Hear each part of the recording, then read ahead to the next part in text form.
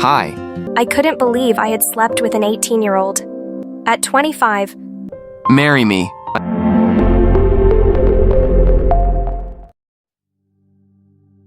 A single moment's decision can alter a person's destiny. What we do with that circumstances is up to us. Prologue. Void within.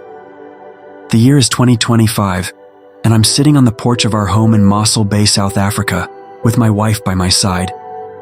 The ocean breeze carries the scent of salt water as our 3 kids laugh and play nearby, their laughter filling the air with a kind of joy I never thought I'd know. Our eldest, a bright 13-year-old girl, is sketching something in her notebook with the focus only a teenager can muster.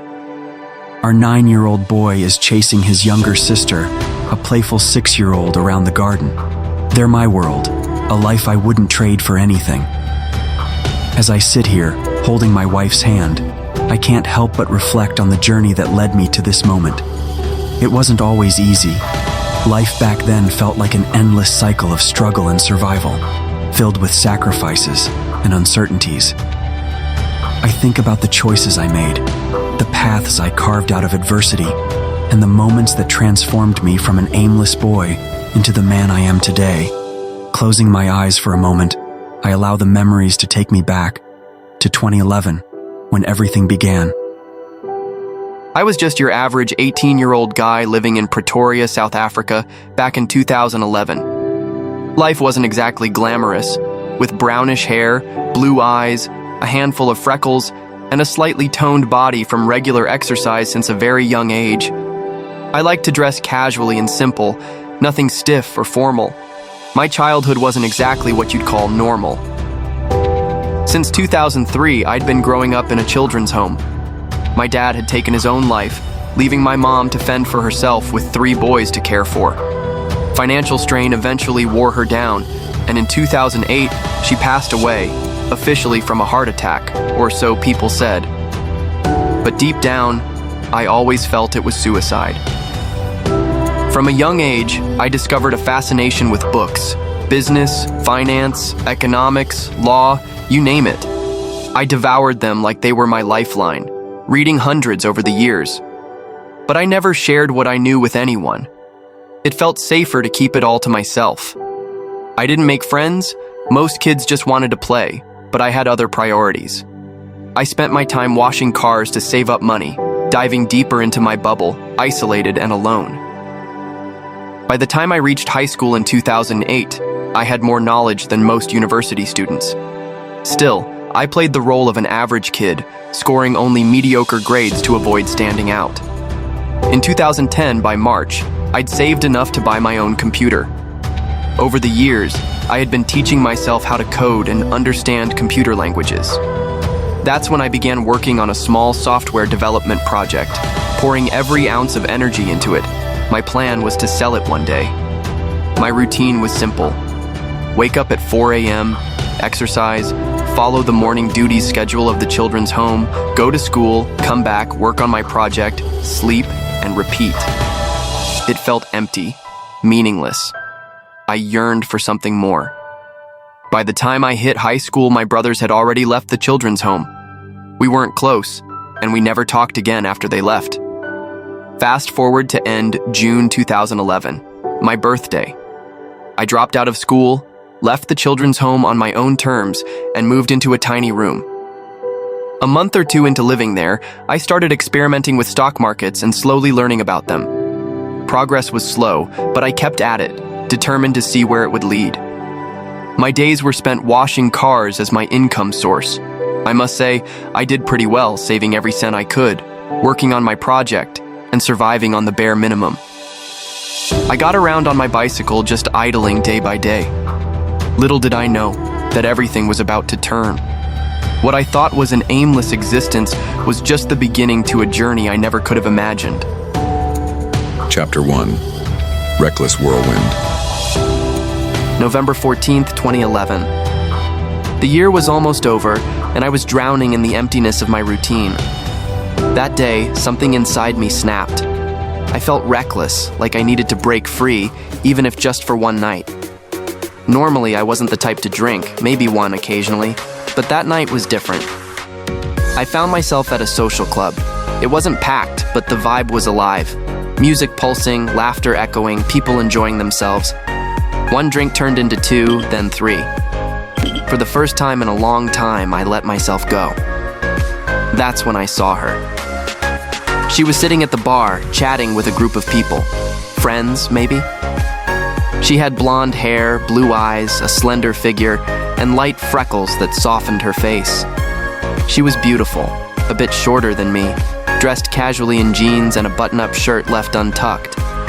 Normally, I'd stay in my bubble, observing from a distance. But the alcohol had turned me into a fearless soldier, ready to charge into battle.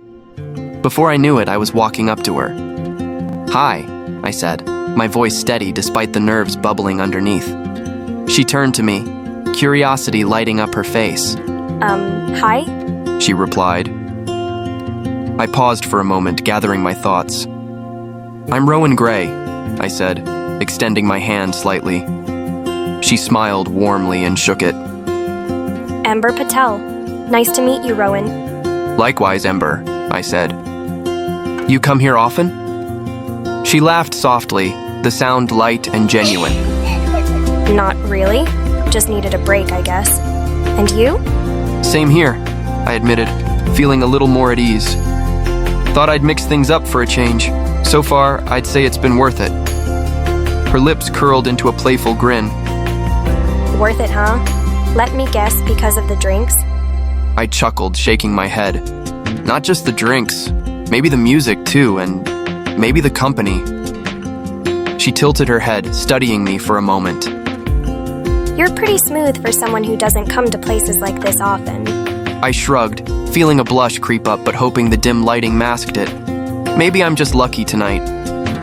We continued talking, about nothing in particular really. Music, hobbies, silly stories about random things we'd seen or done. The more we chatted, the more comfortable I felt. I bought her a drink, and before long we were laughing, dancing, and losing ourselves in the moment. Maybe it was the alcohol, maybe it was something else, but everything felt easy, natural. Desire took over, and for the first time in my life and hers, we crossed a line neither of us had before. We ended up at her small one-bedroom apartment. The night was a blur of passion and spontaneity. But the morning? That was a different story. I woke up to a pounding headache and the harsh light of reality. She was already awake, sitting on the edge of the bed with her phone in hand.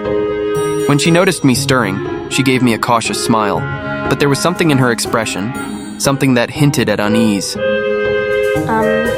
How old are you? She asked, her voice careful yet direct. The question hit me like a brick.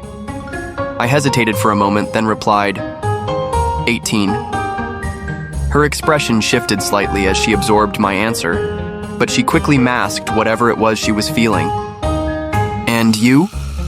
I asked in turn, though I already had a guess. 25. Bingo, I thought to myself. 7 years older. I had guessed as much, but hearing it out loud made the number feel heavier somehow. I was fine with it. It didn't bother me in the slightest. But her face told a different story. There was shock, maybe even regret lingering in her features, and it hit me like a wave. We didn't say much after that. No promises, no plans to meet again. Just a quiet, awkward goodbye. I left her apartment and tried to push her out of my mind, sinking back into my usual routine. What I didn't know was that the whirlwind I managed to stir up that night was only just beginning. Interlude: Unplanned Regrets. After the night at the social club, I couldn't believe I had slept with an 18-year-old. The realization hit me like a punch to the gut the next morning. As the alcohol haze faded, clarity came rushing in, and with it, regret. At 25, I had worked hard to build a future I could be proud of, juggling my third year of accounting studies, a part-time job at an office firm, and the determination to break free from the chaos of my past. My parents had never had much money, so nothing ever came easy. The space at home was already limited since my parents lived with my grandmother, who had always been a source of wisdom and comfort for me. With nowhere else to go, I had no choice but to carve my own path, one that was riddled with sacrifices. Friendships had always been scarce in my life. I had one or two close friends I could lean on, but I was never the type to have a large social circle. Life's struggles had left little room for shallow or fleeting relationships, and the few friends I had were cherished because they truly understood the weight I carried. I had plans, ambitions, a clear path ahead. But that night, the laughter, the reckless attraction, the drinks, had derailed everything. Rowan Grey. His name came unbidden to my thoughts, sparking a surge of anger that I couldn't shake. Who was he to stumble into my life with his confident smirk and disrupt everything I had worked for? He was just a kid, a charming, reckless kid who shouldn't have been anywhere near me. I told myself I was done. I wouldn't call him. I wouldn't reach out. I would bury the night in the farthest corner of my memory and move on, just as I had always done. But life had other plans. It started as an unsettling shift in my body, a faint ache, a quiet tiredness that I chalked up to stress. I was late, but that wasn't unusual. Exams, long hours at the office firm, and the constant juggling act of my life often threw off my cycle. But as the days passed, the unease grew, twisting into something I couldn't ignore. One afternoon, I stood in the pharmacy aisle, staring at rows of pregnancy tests, my heart pounding. The anger I thought I had buried rose to the surface again, fueling my resolve. I grabbed a test and rushed home, clutching the box like a weapon in a battle I hadn't asked for. The minutes dragged as I stared at the strip on the bathroom counter. And then, 2 lines appeared, stark and unforgiving. "No," I whispered, my voice trembling with disbelief. "This can't be real." The anger surged again, hotter and more consuming than before. This wasn't supposed to happen. This wasn't part of my plan. Desperate for confirmation, I ran back to the pharmacy, grabbing another test. Back in the bathroom, I watched the digital screen as the timer ticked down. And when the result appeared, it felt like the world shifted beneath my feet. Pregnant. The word stared back at me, sharp and unyielding. My knees buckled, and I sank to the floor, clutching the test as a mix of fury and despair washed over me. This wasn't about joy or excitement. This wasn't a storybook moment of discovery. This was reality, cold and unkind, forcing me to confront a future I hadn't planned for. For days, I wrestled with what to do. Telling my family was out of the question. They would see this as another mistake in a long line of failures. My friends would offer support, but they couldn't fix this. No one could. And then, as I lay awake one night, staring at the ceiling, the answer became clear. Rowan Grey needed to know. He needed to understand what he had done. This wasn't about love or affection. Those emotions didn't belong here.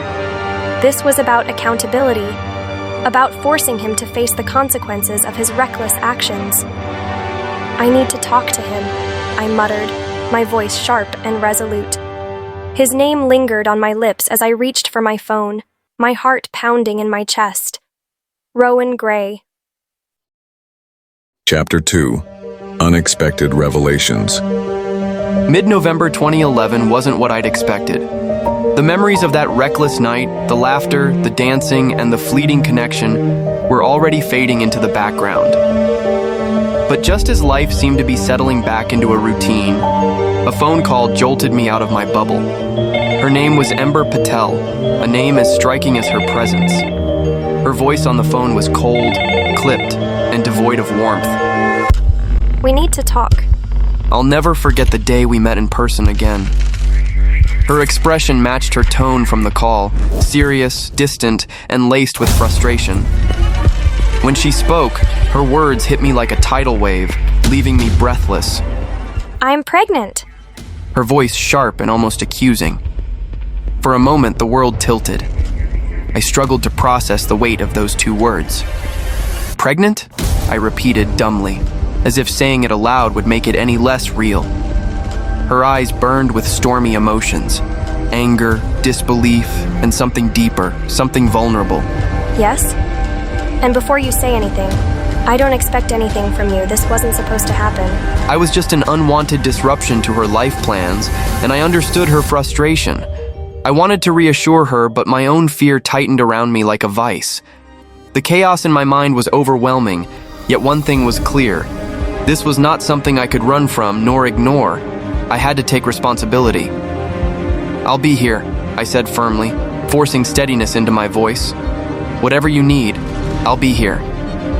She scoffed, crossing her arms. I don't need anything from you, Rowan. You're just an 18-year-old kid. What do you even know? Haven't you disrupted my life enough? Her words stung, but I didn't back down. "Maybe, but I'm still not going to walk away. I'll prove to you that I'm part of this problem, and I will take responsibility." Her skepticism was palpable, a wall I couldn't break through that day, but I didn't let it deter me. The next few days became a series of polite but persistent conversations, as I did my best to reason with her. "Look, Ember," I said, standing at her doorway one evening, careful to keep my tone calm. "I know this isn't what you wanted, but I can help. I can contribute to rent, groceries, whatever you need. Let me make things a little easier." Her arms were crossed defensively, her gaze unwavering. I don't need you to fix things for me, Rowan. I'm fine on my own. "I'm not saying you're not," I replied, stepping back slightly to give her space. "But you don't have to do it all alone either. I'm not here to complicate your life. I'm here to help." Her frustration was evident, but I could see hesitation flickering in her eyes. And why do you care? Why are you so determined to get involved in this mess? "Because I'm responsible too," I said simply. "I want to prove to you that I can do something right." The third evening of our back and forth finally wore her down.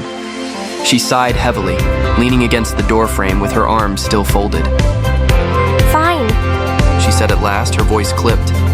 do what you want, but don't expect anything from me. No food, no friendship, nothing. "I understand," I said softly, nodding. Relief threatened to rise in me, but I kept it in check. "Thank you." I moved in on December 11th, 2011, determined to prove my worth. Her apartment was in shambles. The cupboards were falling apart, the plumbing was not in a good state, and food was scarce. I rose even earlier, 3:30 a.m., to exercise and clean the house. By 7 a.m., I had already retreated back into my corner office observing the markets, opening and closing stocks for the day, and continue working on my project. Ember was a third-year accounting student pregnant with my child. Her schedule was rigid, 8 a.m. to 5 p.m., Monday to Friday. While she was gone, I took my savings of $6,000, the entirety of my bank account, and transformed the apartment. I stocked the kitchen, repaired the pipes, and fixed the cabinets. When the complex owner voiced concerns about overdue rent and me staying there, I negotiated a deal. I promised to pay the monthly rent in full every month, plus an additional $1,000 per month for myself, and settle the outstanding balance by the end of December. Finding a job was my next priority. The day after I moved in, after cleaning and finishing my morning routine, I set out to look for work. By a stroke of luck, I landed one at a high-class restaurant. They were short-staffed and threw me straight into the deep end. No training, just work. My ability to sell carried me through, and the tips were better than I'd imagined, sometimes up to $2,000 per day. By the end of December, I had kept my promise to the complex owner, paying the outstanding rent and January's in full. I also contributed to groceries, electricity, and repairs. Slowly, the apartment began to take on a new shape, reflecting the efforts of someone determined to build a life amidst the chaos. It wasn't easy, but the pay gave me the leverage I needed to contribute, to prove to Ember and myself that I could be more than just a burden. The journey ahead was daunting, but I had taken the first step. Interlude: Facing Truth and Reality. Christmas had always been a time of togetherness in the Patel household, a celebration marked by rich traditions, warm food, and the presence of family. But this year, the holiday carried a heavy undertone, one I couldn't ignore. As we gathered around the dining table, my father said the prayer with practiced reverence, thanking God for health and blessings. The familiar warmth of my grandmother's gaze comforted me briefly, but my mother's stern expression reminded me of the storm brewing beneath the surface. The moment hung heavy in the air as we exchanged small talk, my palms sweating against the napkin crumpled in my hand. I knew this wasn't a conversation I could avoid. The truth had to come out. Today. When the plates were cleared and the room filled with the smell of spiced tea, I took a deep breath and stood. The family chatter fell silent, all eyes turning toward me. "There's something I need to tell you," I began, my voice steady but laced with tension. "I didn't plan for this, and I know it's not what you were expecting, but I'm pregnant." The silence that followed was deafening. My father's teacup froze midair, his knuckles whitening as he processed my words. My mother's sharp intake of breath was louder than the Christmas music playing softly in the background. You're what? My father asked, his voice low and dangerous. "Pregnant," I repeated, fighting to keep my composure. "And I know this isn't the right way or time, but I want you to understand that I'm doing what I can to handle it." With who? My mother demanded, her voice rising. Who is the father? I met her gaze with as much defiance as I could muster. "Rowan Grey," I said. "He's 18 and—" 18? My father's chair scraped against the floor as he stood abruptly, the weight of his anger filling the room. You mean to tell me you're having a child with a boy barely out of school? What were you thinking, Ember? "I wasn't," I replied, feeling my voice waver.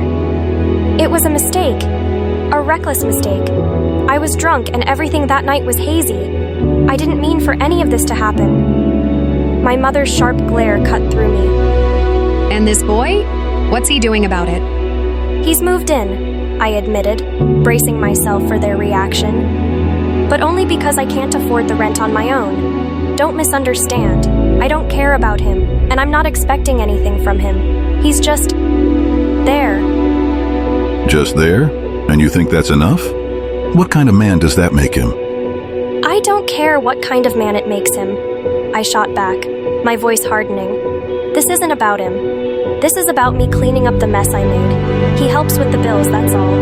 I let him stay because I have no other choice, not because I want him there." The argument spilled over, emotions running high as my parents' disappointment and anger consumed the room. I tried to explain Rowan's efforts, his willingness to help, his attempts to take responsibility. But even as I spoke the words, I realized they meant little to me. What did it matter if he was trying? I couldn't bring myself to care about him or his intentions. My grandmother's gentle voice interjected once more. "Ember, is this what you want?" I hesitated, the weight of her question pressing down on me. "It's not about what I wanted," I admitted, my voice cracking. "It's about what I have to do now. I didn't ask for this, but I'm trying to make the best of it." The conversation ended on a bitter note, my parents retreating into silence as the shock of my announcement settled over them. My grandmother's quiet support was the only solace I found that day. As I drove back to the apartment that night, the weight of their disapproval followed me like a shadow. Regret gnawed at me, regret for my recklessness, for the alcohol that clouded my judgment, and for the boy who now shared my space but meant nothing to me. I told myself this was only temporary, a means to an end. But deep down, I couldn't shake the feeling that nothing about this was going to be easy. Chapter 3. Breaking Walls, Building Bridges. Christmas came and went, a stark reminder of how different our lives were. Ember spent the day with her family while I stayed behind, alone. I didn't resent her for leaving. It was her world, and I was just orbiting around it. My bicycle carried me through each day, ferrying me from one small victory to the next.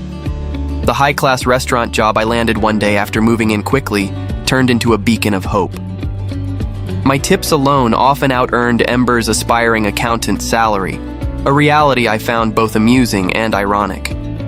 By mid-January, I saved enough to upgrade from my bicycle to a trusty small car that was perfect for my new routine. The apartment, once in shambles, now felt livable. I had brought the rent up to date, stocked the pantry, and ensured Ember had the essentials to get by. In addition to these efforts, I made a point to prioritize Ember's health and the baby's well-being. After doing some research, I opened a medical savings account in her name and began depositing money regularly. I wanted to ensure she had enough for doctor appointments and all the necessary checkups for the growing baby. By mid-January, Ember was around 2 months pregnant, just over 8 weeks since that hazy night in mid-November. The realization added a sense of urgency to my actions, pushing me to prepare for the challenges ahead. Then came the arrival of Ember's parents. Her father looked ready to charge me with a pitchfork when he first saw me, but Ember waved him off before any real confrontation could happen. Despite her attempts to defuse the situation, our interactions were tense, polite but cold. It didn't take long for whispers of my hard work to reach their ears, though. While I wouldn't say they liked me, their skepticism began to thaw. At home, Ember's guarded demeanor remained, but I chipped away at it little by little. I fixed leaking and rusting pipes, patched the walls, and mended the broken stuff in the apartment. When she resisted my acts of kindness, I found creative ways to break through. Foot rubs became a nightly tradition, not because she wanted them, but because I insisted. She'd sit there glaring at me, muttering, "You're so stubborn." By the end of January, her protests had faded into a kind of resignation, and I took that as progress. Mornings were my favorite. Every day, without fail, I kissed her on the cheek, a small, deliberate gesture of affection. The first time I tried it, she swung at me and landed a solid punch right on my nose. I bled, laughed, and declared, "I'm going to keep doing it." And I did. For a while, it became our routine, a comedy of dodging punches and nursing the occasional bruise. Eventually, the punches stopped, and the kisses stayed. It was a tiny victory, but one that felt monumental. Then came the car project, the ultimate test of my determination. On the last Saturday of January, Ember's father came to pick her up for work, planning to drop her off and fetch her later that day. Her car had broken down the day before, Friday, and that morning she noticed the rear tire was flat, and the others were near their end as well. These issues were the reason her father stepped in to help. I started working on her car early Saturday morning at 7 a.m.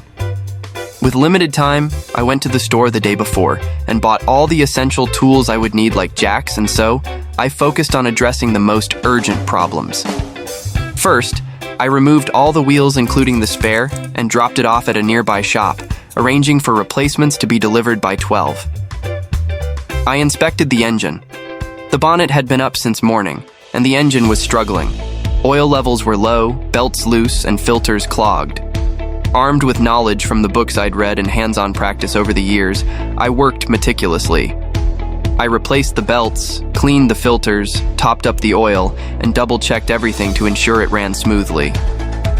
Though I didn't have time to sand or repaint the entire car, I addressed the worst of the chipped paint, carefully patching and blending the areas that needed attention. By the time the wheels arrived, I had already refueled the tank with petrol I fetched earlier in containers from the gas station. By 3 p.m., the car stood ready, refreshed and functional once more. When Ember and her father returned, their car slowed to a stop in the lot. Her father turned off the ignition, and Ember's eyes immediately locked onto her car, bonnet still open, and me standing beside it. Without hesitation, she stepped out of the car and walked briskly toward me. What are you doing? She asked, her voice steady but edged with curiosity. "Fixed your car," I replied simply, wiping grease off my hands and offering a small smile. She let out a short laugh, as if debating whether to believe me. Before she could say more, I walked to the driver's side, slid the key into the ignition, and turned it. The engine purred to life, smooth and steady, as though it had never faltered. To emphasize my point, I grabbed a small cup filled with water and set it on the engine. "Look," I said, gesturing to the barely rippling water, "runs perfectly now." Her eyes flicked between me and the car, a mixture of disbelief and admiration creeping into her expression. I proceeded to explain everything I had done, how I replaced and cleaned the filters, tightened the belts, topped up the oil, fixed the flat tire, and ensured it was in top shape. "You won't have trouble with it again," I added confidently. Her father approached us, his expression unreadable until he extended a hand toward me. I met his handshake with a firm grip. Good work. He said, nodding in acknowledgement. Where'd you learn about cars? Books mostly, I replied with a casual shrug, and I picked up some practical experience over the years. His handshake lingered for a moment before he released it, the unspoken respect clear in his gesture. Ember, standing slightly behind him, offered a quiet, "Thank you." her tone sincere but hesitant. It wasn't a grand declaration, but it felt monumental. The walls she had built around herself weren't just cracking anymore, they were starting to crumble. By the end of January, the barriers between Ember and me had started to crumble. Her parents' disapproval softened, her guarded demeanor eased, and our fragile connection began to grow into something neither of us had anticipated. Chapter 4. Crumbling Walls. By the end of January, Ember's car was fixed, and she could get to work and back with ease. The rent was covered, the apartment was functional, and life seemed to settle into a rhythm. But beneath the surface, the walls Ember had built around herself still stood tall. February 14th, 2012 marked the beginning of a profound shift in our lives. Valentine's Day felt like an opportunity, a moment to bridge the distance Ember still maintained. I woke before dawn, determined to make the morning special. Coffee brewed, eggs sizzling, and toast browned to perfection, I assembled a tray with breakfast, a single rose, and a handwritten note. Your smile lights up my world. Happy Valentine's Day, Ember. When I carried the tray into the room, she stirred, her eyes fluttering open. Good morning, I said softly, setting the tray down beside her. Her gaze lingered on the note and the rose. She smiled faintly, not looking up, but the gesture didn't escape me.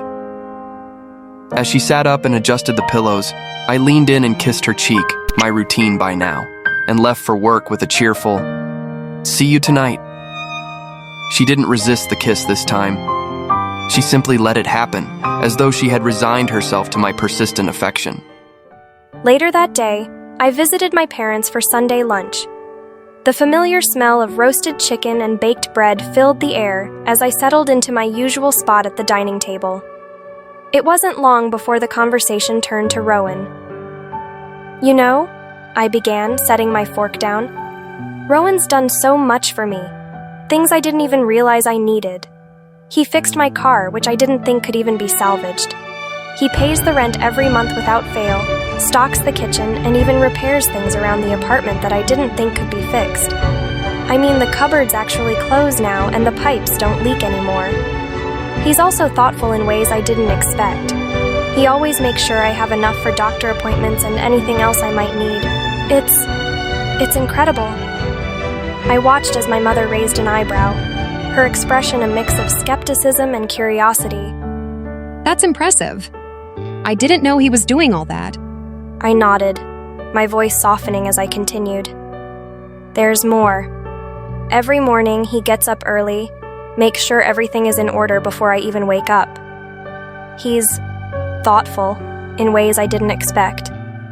He makes my life easier, even when I didn't think I needed help." My father, who had been quietly eating, leaned back in his chair and studied me closely. Normally, guys in his situation would run, being a dropout and all. But I'm quite impressed. It's not every person that has the courage to take responsibility. I couldn't help but smile faintly as I replayed my father's words in my head. He was right. He is intelligent, I admitted. The way he manages things, it's almost like he sees the bigger picture, even when I can't.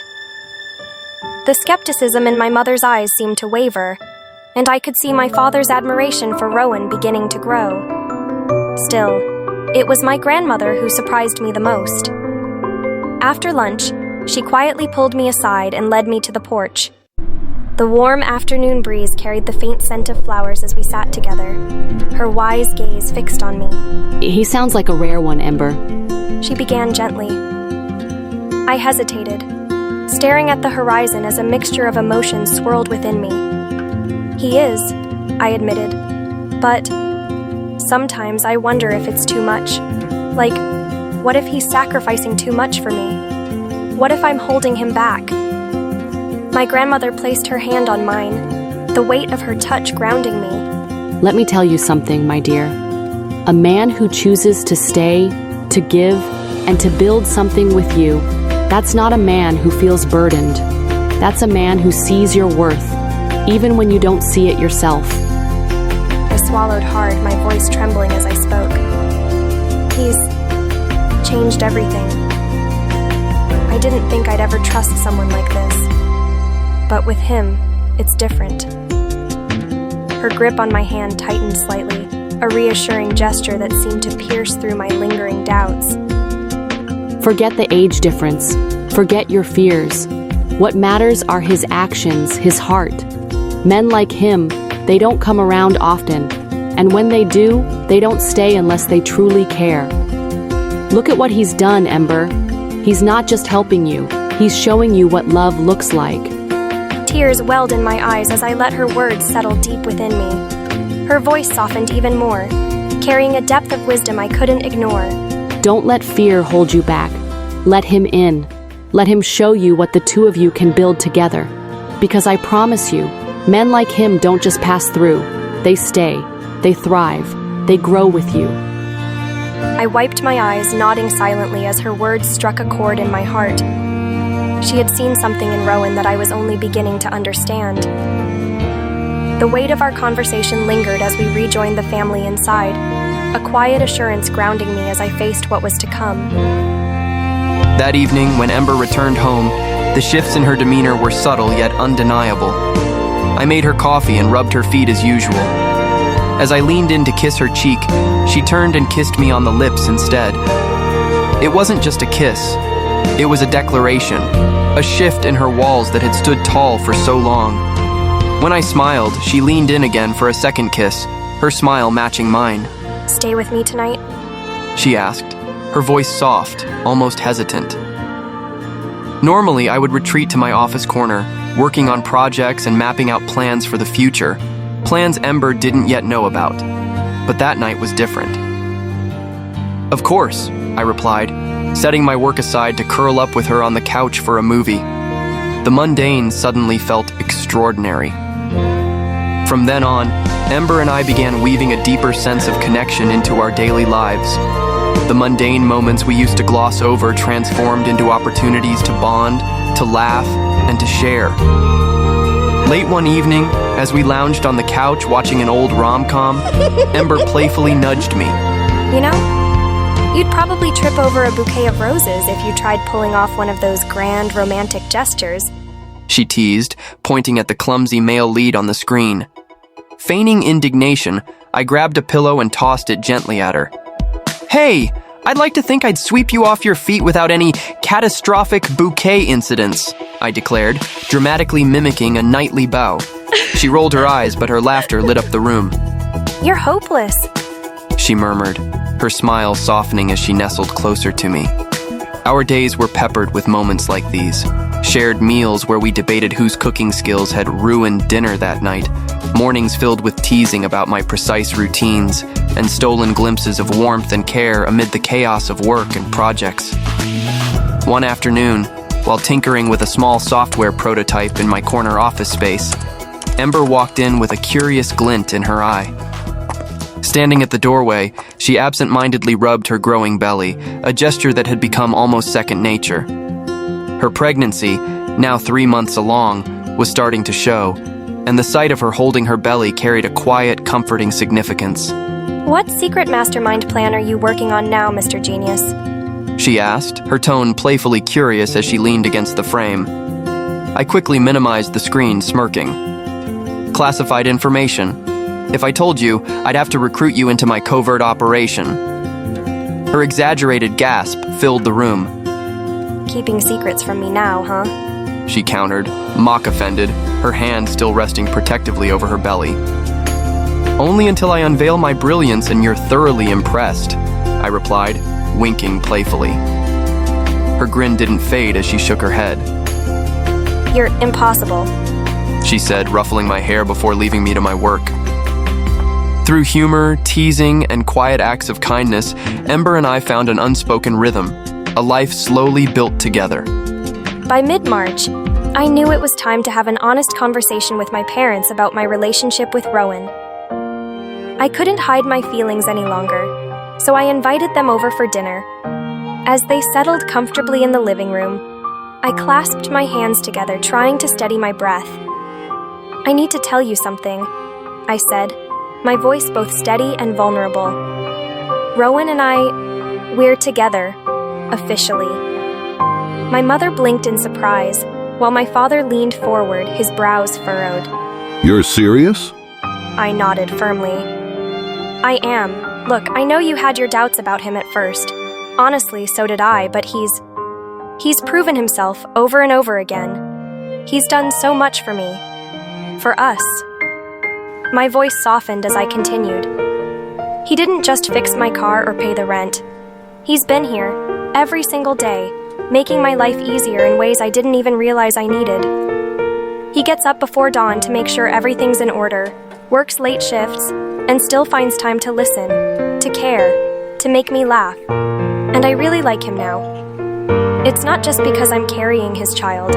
I truly like him." I saw my father's expression shift, his gaze growing thoughtful. You know, Ember, I didn't see this happening at first, especially because of the pregnancy. But I have to admit, I admire Rowan's courage. Normally, guys in his situation would run. It's not every person who has the strength to take responsibility the way he has. My mother's tone softened as she chimed in. I can see he cares about you, Ember. And you care about him, don't you? My voice trembled slightly as I replied, "I do. I care about him more than I ever thought I could. And I'm done hiding it. I know our situation is unconventional. I know there's an age difference and it's not what you expected for me. But he's the best thing that's ever happened to me, and I'm not going to let fear or judgment get in the way of that." My father leaned back in his chair, his expression contemplative yet warm. You know, Ember, I wasn't sure about him at first. His age, his background. It all seemed unlikely. But hearing you talk about him now, seeing the way you look when you mention him, it's clear he's made a difference in your life. He seems like the kind of person who genuinely cares, who takes responsibility. That's not something you find every day. And from everything you've shared, it's clear he's committed. He's earned my respect, and I hope he continues to earn yours. Tears welled in my eyes as a smile broke through.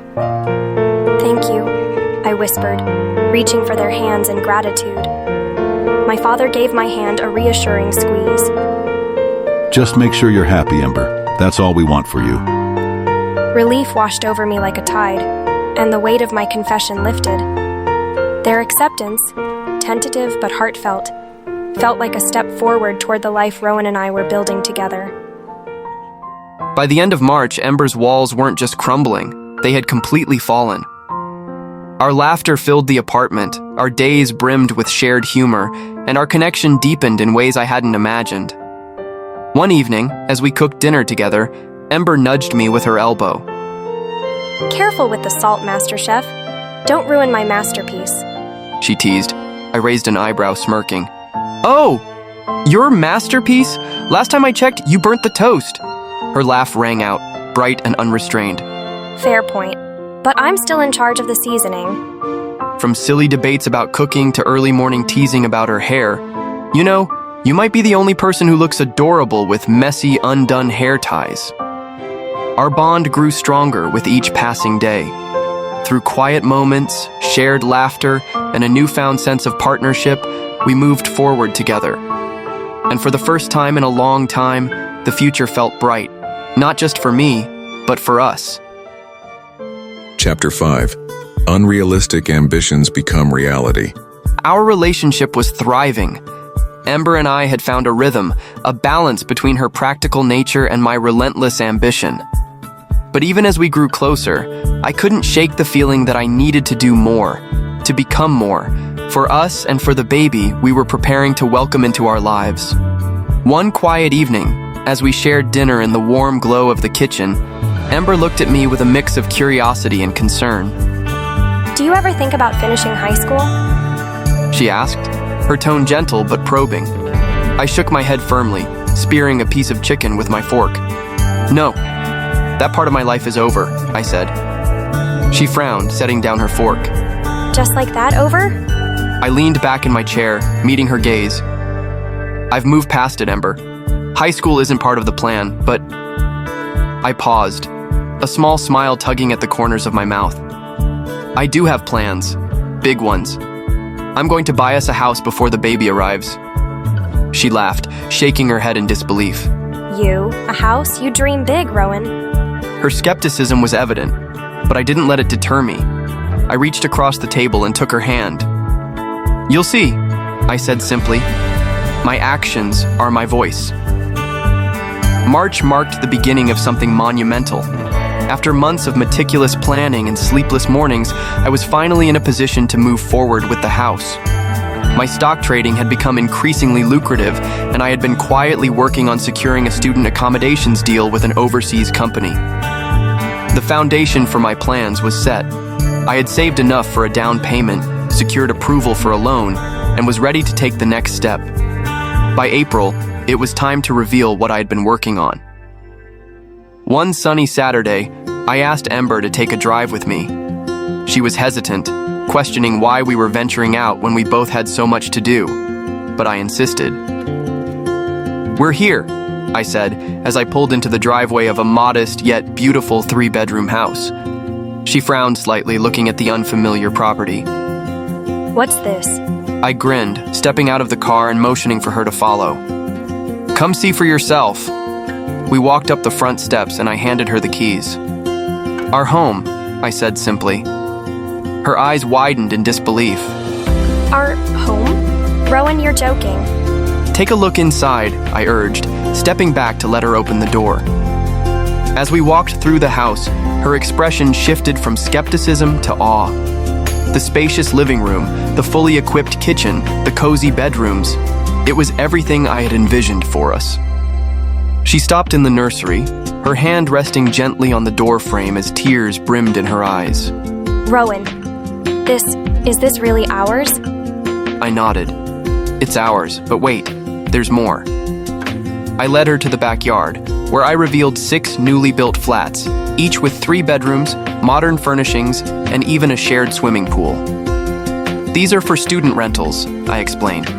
The income from the tenants will cover the loan repayments, taxes, and still leave us with more than enough for ourselves. Her hand flew to her mouth, tears spilling down her cheeks. I don't even know what to say. You actually did it. You thought I was dreaming too big, I said with a grin. But I told you, when I say I'll do something, I mean it. She threw her arms around me, her voice trembling. Thank you, really thank you, for everything. When her parents heard about the house, they couldn't believe what I did. The father even mumbled something along the way. I have no idea how he pulled this off. Later in April, I planned Ember's birthday meticulously. It was an opportunity to celebrate her and everything she meant to me. I started the day by sending her and her mother to a spa for some much-needed relaxation. While they were gone, I visited her father to ask for permission to marry her. I'd like to marry your daughter, I said, my voice steady but earnest. I know I'm not what you expected, but I love her, and I'll spend the rest of my life proving I'm worthy of her. Her father looked at me for what felt like an eternity before nodding. You've done more for her than I thought possible. Yes, you have my blessing. That evening, I took Ember to a high-end restaurant. As we danced after dinner, I looked into her eyes and knew the moment was right. Marry me, I said, dropping to one knee and holding out a ring. The world seemed to stand still as she stared at me, her hands flying to her mouth. Yes, she whispered, tears streaming down her cheeks as she said yes. In May, the software project I had been working on for 2 years finally took flight. I received an offer to sell it for $10 million. Ember, who had only seen glimpses of my work, joined me at the final negotiation meeting. As the buyers made their initial offer of $10 million, I countered with calm confidence, securing a full $20 million deal. When I signed the contract, Ember turned to me, shaking her head in disbelief. 20 million? Rowan, how did you do that? I smiled, taking her hand. I told you, I have plans. With the sale finalized, I transitioned out of my restaurant job and stock trading to focus on building a business and investing in our future. The income from the deal allowed us to expand the student rentals and invest in other promising ventures. June brought an engagement party that felt like a dream. Friends, family, and even Ember's parents gathered to celebrate. Her father raised a toast, his words resonating deeply. When I first met Rowan, I wasn't sure what to think. But seeing everything he's done so far, the house, the business, the life they're building together, I can say with confidence that he's earned my respect. And more importantly, he's earned my daughter's heart. The applause that followed was thunderous, and Ember slipped her hand into mine, her gaze filled with pride and love. By the end of June, the walls Ember had built around herself weren't just crumbling, they had completely fallen. Our laughter filled the house, our days brimmed with love and hope, and for the first time the future felt limitless. Chapter 6. A tumbling snowball gains momentum. By the end of June 2012, life felt unstoppable, as though every success, every milestone, added to the relentless momentum of change. The snowball metaphor wasn't just fitting, it was perfect. The second half of the year would not only define my life, but shape our family's future. June 30th marked my birthday and the completion of my project's sale. Ember insisted I take the evening off, refusing to tell me why. Just trust me this time, Rowan. She said with a grin that hinted at something special. When I walked into our home that evening, the sight before me left me speechless. Our living room was alive with the laughter and smiles of friends and family, illuminated by soft lights strung along the walls. A large cake adorned the dining table, candles flickering against the backdrop of decorated chairs. Ember stepped forward, her smile wide and radiant. Surprise! Happy birthday, love. For a moment I was silent, overwhelmed by the effort and warmth in the room. You planned all this? I finally asked. Of course. She said, taking my hand. You've given everything for us. Tonight is for you. The evening was unforgettable. We danced, shared stories, and laughed until the early hours. Ember never left my side, her presence a quiet reassurance of just how far we had come. Her parents, once skeptical of me, now joined in the festivities, their approval evident in their smiles. By the end of the night, as we stood together in the quiet aftermath, Ember leaned in and kissed me softly. "Best birthday ever," I replied, my heart full. The sale of my project was more than financial security. It was a turning point. The funds allowed me to pay off the house loan completely, making it ours, free and clear. One evening, as we stood in the backyard watching the tenants in the student flats I'd built, I turned to Ember with a grin. "It's done," I said. "The house is ours. No loans, no debt. Just ours." Her eyes widened as the reality of my words sank in, shaking her head with disbelief. You're incredible. "Well, you're stuck with me now," I teased. A new car was my next gift to Ember, a vehicle worthy of the growing family we were building. When I handed her the keys, her reaction was priceless, half laughter, half incredulous disbelief. You bought me a car? "A family car," I corrected. "You deserve it." By mid-July, I launched 3 new ventures: a real estate company focusing on student accommodations, a pre-owned vehicle yard, and a logistics and transport business. Each step was a bold move toward building an empire, fueled by the vision of a stable, thriving future. At the logistics team's first meeting, I stood at the head of the conference table, addressing my small but passionate team. "We're not just running operations," I said. "We're building a legacy. Every decision we make here will shape the future, for us and for our clients." September, however, was defined not by work, but by family. I was in the office when my phone buzzed urgently. Ember's mother's voice was tight, hurried. She's in labor, Rowan. Get to the hospital. Panic set in as I scrambled to leave, nearly forgetting my phone and keys in my rush. The drive felt endless, every stoplight an eternity. When I arrived, Ember was already deep in labor, her face a mix of determination and exhaustion. Where have you been? She demanded through clenched teeth as I entered the room. Office, I stammered, moving to her side. I came as fast as I could. She gripped my hand with surprising strength, her frustration spilling over. Don't say anything stupid, Rowan. Just be here. For hours, I stayed by her side, offering what little comfort I could. The contractions were relentless, and Ember alternated between biting sarcasm and bursts of anger. But despite the tension, I remained steady.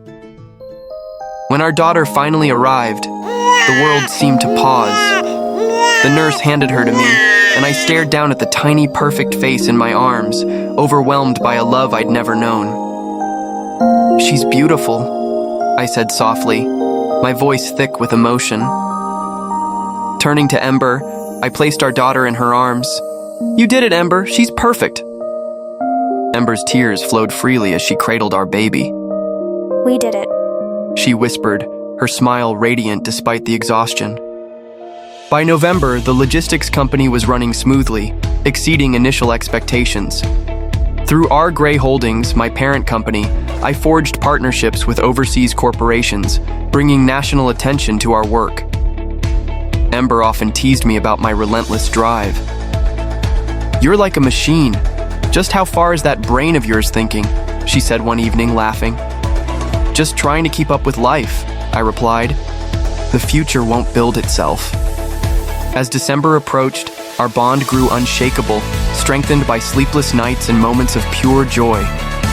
Christmas was spent with Ember's family, the house filled with warmth and laughter. Her father, once my harshest critic, stood to give a speech during dinner. He raised his glass, his voice steady yet warm. Family is never simple. It's a tapestry woven with threads of joy, hardship, resilience, and love. We've seen hard times, times that tested us and pushed us to our limits. But those moments have shaped us, made us stronger. We've laughed together, cried together, and stood by each other when it mattered most. Tonight, we celebrate not just where we've been, but the path ahead, the dreams yet to be realized, the memories yet to be made, and the bonds that will carry us forward. Here's to family, the anchor that keeps us steady, and the flame that lights our way. The applause was loud and heartfelt, but what stayed with me most was Ember's gaze, filled with pride, love, and unwavering support. In that moment, the struggles of the year felt distant, replaced by gratitude and a sense of fulfillment. From December 2011 to December 25, 2012, life transformed in ways I never imagined. The snowball kept rolling, gaining speed and magnitude with every step. And as I looked at Ember and our daughter that Christmas night, I knew one thing for certain. This was just the beginning. Interlude. From the worst to the best thing. Looking back, it's almost impossible to reconcile the Ember who sat on the floor of that bathroom, clutching a pregnancy test with tears streaming down her face, with the woman I've become. Anger. That was my truth in those early moments. Anger at the world, at Rowan, at myself for the reckless choices that had disrupted my carefully constructed plans. Rowan Grey. His name used to taste bitter on my tongue. In those first weeks after I'd told him I was pregnant, I couldn't see past my own frustration. To me, he was just a reminder of how quickly things could spiral, of how easily control could be ripped from my hands. The end of January brought one of those moments when life felt overwhelmingly chaotic. My car had broken down completely that Friday, stalled halfway down the road, leaving me stranded with a flat rear tire and others near their end. My father came to my rescue the next day, driving me to work and promising to pick me up afterward. When he dropped me off at home later that afternoon, I expected to see the car still lifeless in the driveway, a problem I would eventually have to deal with. Instead, I found Rowan, grease-stained and focused, standing beside it with the bonnet propped open. "What are you doing?" I asked, stepping toward him, bewildered. He glanced up briefly, his expression calm. "Fixed your car?" he replied simply, wiping his hands on a rag. I couldn't believe it. Surely he was exaggerating. But when he slid the key into the ignition and started the engine, the smooth hum startled me. To drive his point home, he balanced a small cup of water on the running engine, the liquid barely rippling. As he explained everything he'd done, replacing belts, cleaning filters, fixing the flat tire, ensuring the car was safe and operational again, I felt the smallest flicker of admiration break through my frustration. My father, standing beside me, shook Rowan's hand and nodded approvingly. "Good work," my dad said simply. Rowan shrugged, modest in his reply. "Just figured it needed fixing." I managed to utter a quiet, "Thank you," my tone hesitant but sincere. It wasn't just gratitude for fixing the car. It was an acknowledgement of his determination and effort, his ability to show up even when I hadn't asked. The car project marked the first real crack in the walls I'd built around myself. But the real shift came on Valentine's Day. That morning, Rowan woke early to prepare breakfast. Coffee, eggs, toast, and a single rose accompanied by a handwritten note. "Your smile lights up my world. Happy Valentine's Day, Ember." The simple gesture caught me off guard, his quiet affection stirring something within me I hadn't expected.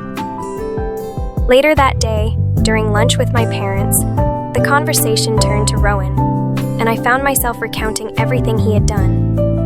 My father's observations and my grandmother's wisdom lingered with me long after the visit, their encouragement prompting me to see Rowan's actions in a new light. Rowan's persistence didn't end with Valentine's Day. It became a defining aspect of who he was. He never gave up, not on me, not on our growing family, not on the dreams he quietly nurtured. One of those dreams was getting us a house, a goal that felt impossibly ambitious at the time. I thought he was dreaming too big, reaching for something we couldn't afford. But Rowan stayed focused, working silently behind the scenes until one day, the dream became a reality. The house wasn't just walls and a roof.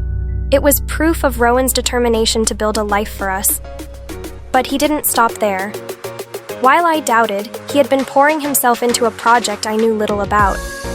He worked tirelessly, sacrificing sleep and leisure, until he sold the project for an astounding $20 million. That moment shifted everything again. With those funds, Rowan started his own businesses, each one a reflection of his vision and resilience. He was endlessly supportive of me, always encouraging, always present. When our daughter arrived, he embraced fatherhood with the kind of tenderness that broke every remaining wall around my heart. He never saw me being pregnant as a burden. He simply saw it as the next step in our journey together. "I'm looking forward to meeting my daughter," he had said one day, his face lighting up with quiet excitement. Now, as I look at the life we've built together, I see how far we've come. From the chaos and struggles that once defined us to a life filled with peace and fulfillment. Rowan may be younger than me, but he has shown me time and again that age doesn't matter when it comes to love, dedication, and the ability to rise above challenges. He isn't just a part of my life. He's the best thing that has ever happened to me. He is my partner, my support, my everything.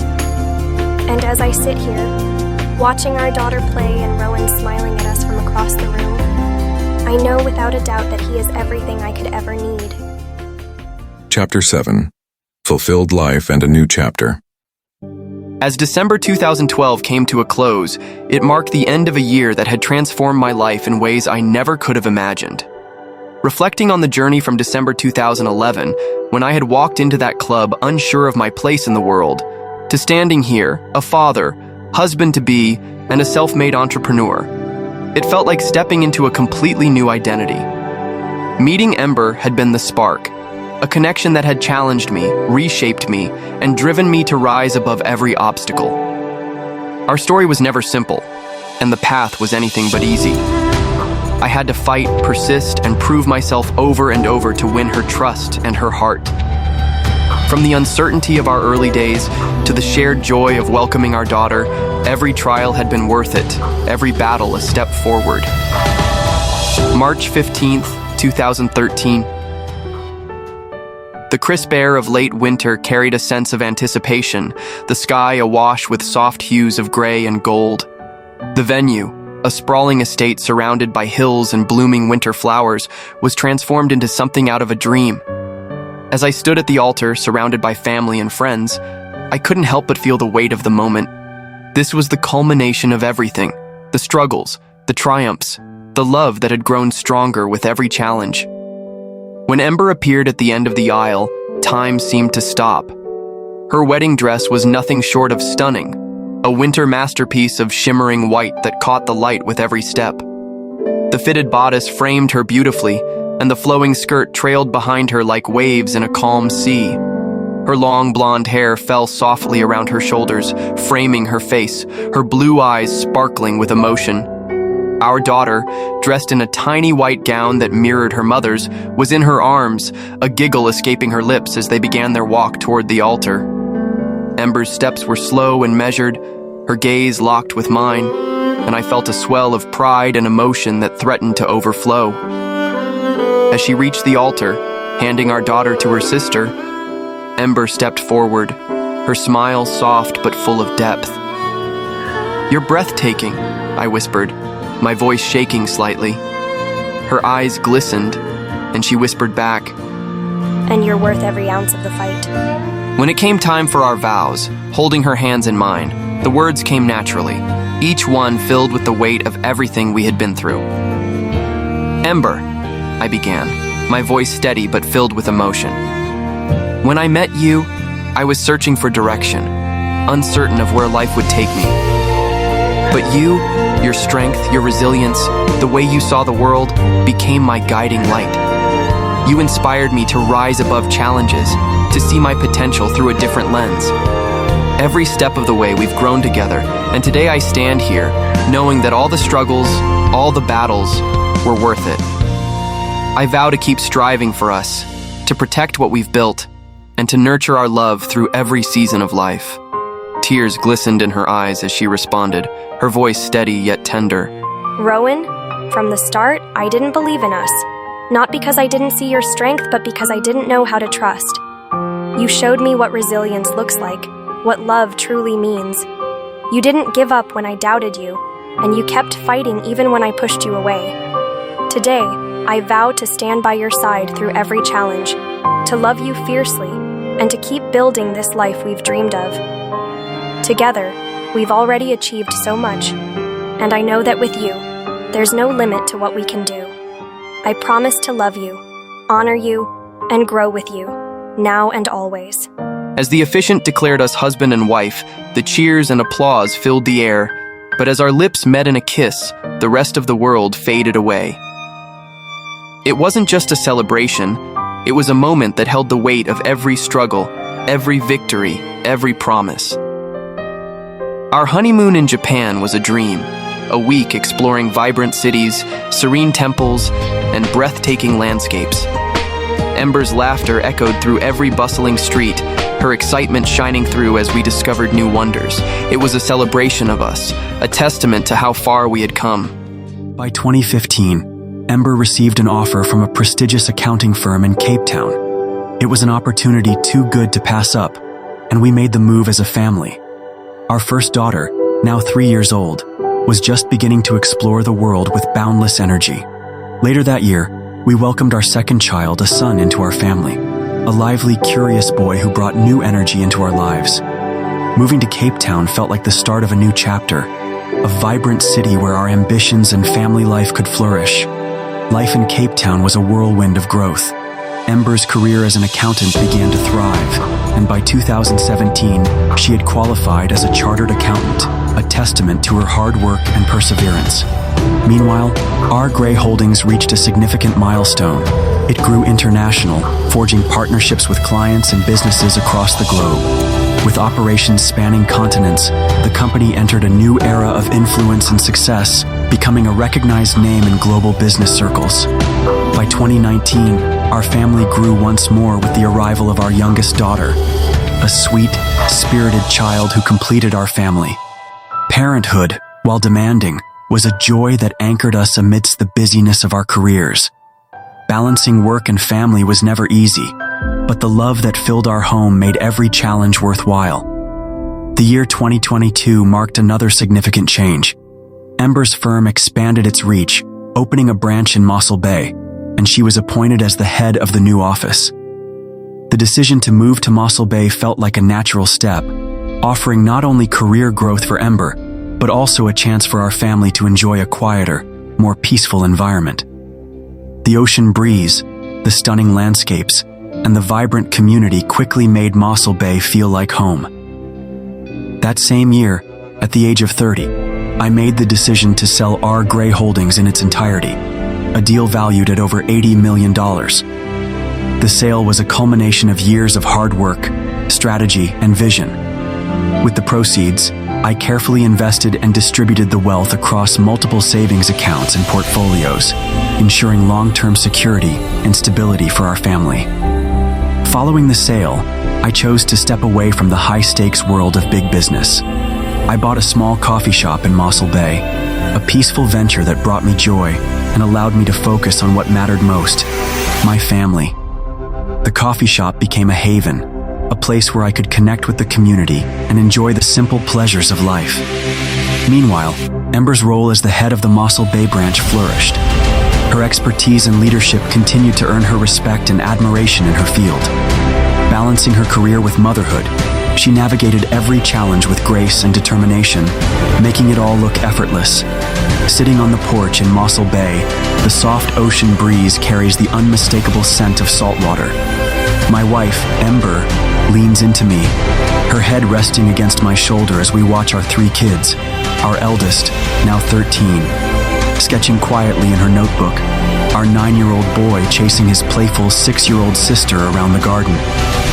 Their laughter fills the air, mingling with the rustling of the waves.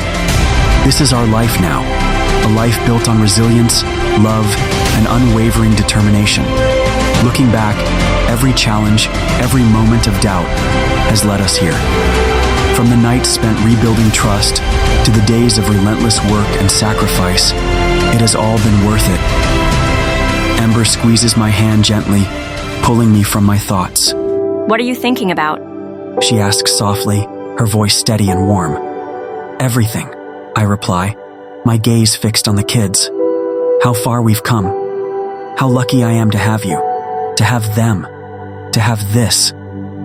She smiles, her blue eyes glistening with emotion. You've always seen the bigger picture, Rowan, always moving forward. But sitting here now, this moment feels perfect just as it is. I nod, wrapping my arm around her as a quiet contentment washes over me.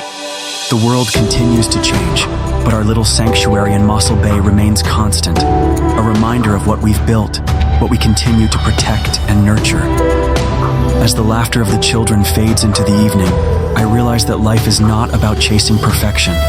It's about finding joy in the simplest moments, embracing the beauty of persistence, and cherishing the family we've created together. Looking out at the garden where time seems to pause, I remind myself of the truth that has defined this journey.